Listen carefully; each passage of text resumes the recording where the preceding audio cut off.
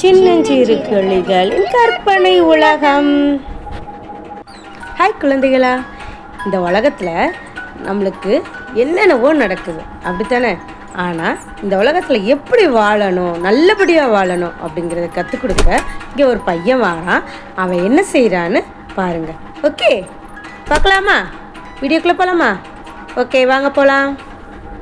ஒரு அழகான கிராமத்தில் குரு என்ற பையன் வாழ்ந்து வந்தான்.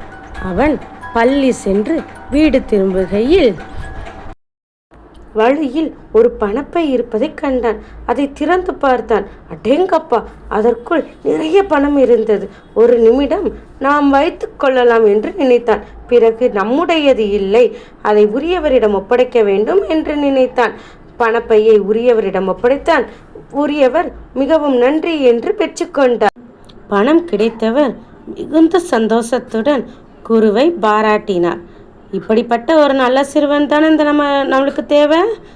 இதே மாதிரி நீங்களும் நல்ல குழந்தைகளாக இருக்கணும். சரியா குழந்தைகளா?